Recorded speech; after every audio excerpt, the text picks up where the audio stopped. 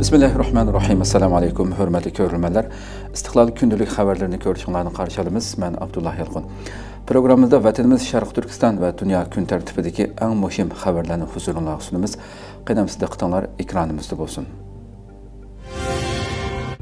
Tarqalğan sırlar Xitayning yataqlıq məktəbnamədəki assimilasiya cinayətini paş qılmaqda.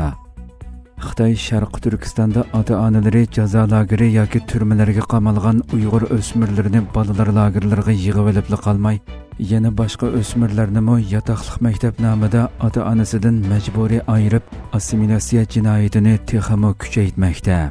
İctimai taratqularda tarqalayotgan bir qism sirlar Şərq Türkistanda davomlashayotgan bu ichinishlik vaziyatni pash qilmoqda. Lager şahidi Zumrat Davud xanım yaqında toplagan bir qism sirlar Xitayning yataqlıq məktəb namığı yoshirgan jinoyatlarining hali ham to'xtovsiz ijro qilinayotganligini, o'smirlarning davomli ziyonkashlik obyekti bo'layotganligini ko'rsatib berdi. Mazkur sirlarda boshlang'ich o'rta maktablarda o'qiyotgan Uyg'ur o'quvchilarning yataqlıq maktablarda oilasidan majburiy ayrilib o'qiyotganligi, ota-onalarning maktab darvozasidan kirolmay tumur rishotkalardan farzandlarga yemak-ichmak sunib berayotganligi, yig'layotgan farzandlarga tasalli berayotganligi ko'rsatilgan.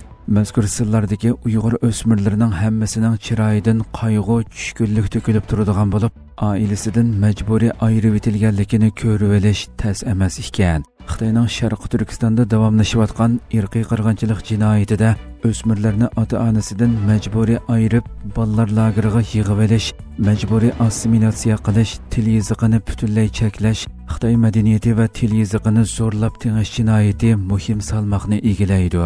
Bu haqda nufuzli tashkilotlar e'lon qilingan bo'lib, Uyg'urlar va boshqa turkiy xalqlarning necha yuz minglagan o'smirlarining bolalar lageriga yig'ib olinganligi dalil isbotlar bilan ko'rsatilgan edi. Navbatda Xitoy bu jinoyatini Tibetda keng ko'lamda umumlashtirayotgan bo'lib, Yevropa parlamenti bu yil may oyida qaror ma'qullab, Xitoyning Tibetdagi majburiy assimilyatsiya jinoyatini ayblaganda, Xitoyning Tibet o'smirlarini atalmish yataqlıq maktab nomida assimilyatsiya qilish siyosatini qayd qilib o'tgan edi.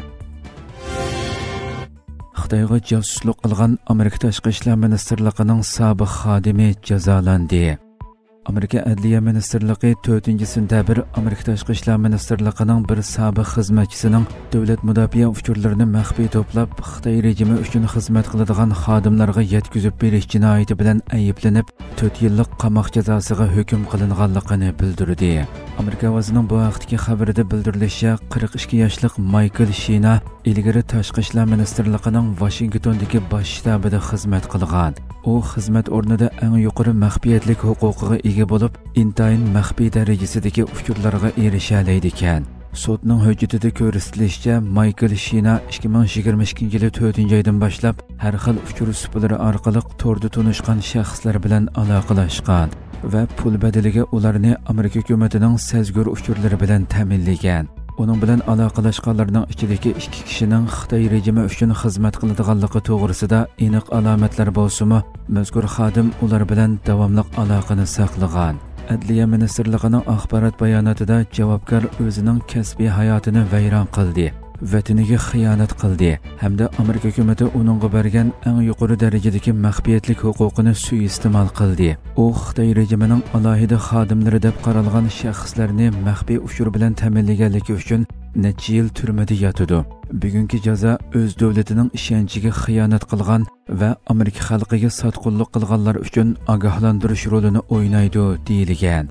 Adliya tarmoqlari yana mazkur xodimning sezgur uchurlarini maxfiy to'plash, Xitoy xodimlariga yetkazib berish jarayonlarini tafsiliy e'lon qilgan. Xitoyning chet eldagi josuslik qilmishlari yaqinqi yillardan buyon ko'plab fosh bo'layotgan bo'lib, Amerikaga o'xshash bexatarlik jihatdan alohida kuchlik bo'lgan davlatlarning tashqi ishlar ministrligi, turli hukumat organlari, hatto istixborot idorasiga o'xshash muhim joylarga Xitoy josuslarining singib kirishi va uzun yillargacha bayqalmasligi g'ulg'uli qo'zg'ab kelmoqda.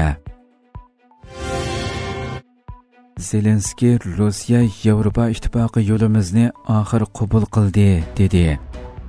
Prezident Volodymyr Zelenskiy Rossiyaning Ukrainaning NATOga a'zo bo'lishiga yanada qarshi chiqayotgan bo'lsa-mu, ammo Putinning Ukrainaning Yevropa ittifoqiga a'zo bo'lish to'g'risidagi bishoratini qizg'in qarshi oldi va Vengriyani Ukraina bilan suhbatlashishga qarshi maydonini qayta o'ylab beqishga chaqirdi. Ukraina taratqullarining xabar qilishicha, Zelenskiy Yevropa Kengashining raisi Antonio Costa bilan o'tkazgan axborot e'lon qilish yig'inida oxirida biz Rossiyadan Ukrainaning Yevropa ittifoqiga a'zo bo'lishini qabul qilganligi to'g'risidagi so'zlarni anglashga boshladik. Ularning reallikni bunchavala kechikib qabul qilganligi haqiqatan ichinishli degan va Rossiyaning 2013-yildan buyon bu fikrga qarshi turib kelganligini eskartib o'tgan. U yana ammo Rossiyaning Yevropadagi boshqa cho'ng do'stlari buni anglashi kerak. Putin qarshi turmasa-mu, ba'zi davlatlar, bo'libmi Vengriyaning suhbat guruhlariga bo'lgan maydoni haqiqatan g'alati ko'rindi degan. Yevropa ittifoqiga a'zo bo'lish suhbati Yevropa ittifoqi ichidagi talash-tortishlar, jumladan Vengriyaning qarshi turishi sababidan to'sqinlikqa uchragan bo'lib, Vengriya hukumatı Ukrainaning talabini ilgari suradigan qadamlarni rad qilib kelmoqda. Rossiya prezidenti Vladimir Putin 2-sentabr Beyjingda Slovakiya bosh ministri Robert Fico bilan suhbatlashgandan keyin muxbirlarga Rossiyaning Ukrainaning Yevropa ittifoqiga a'zo bo'lishiga qarshi turmaydiganligini aytgan edi. Putin Rossiyaning ikki tashkilotni farqlantiradiganligini, NATOni bevosita bexatarlik tahdidi sifatida, Yevropa ittifoqini bo'lsa iqtisodiy va siyosiy gavda sifatida ko'radiganligini ta'kidlagan. Hurmatli ko'ruvchilarimiz, shuna qilib bugungi xabarlarimiz mush yerda oxirlashdi.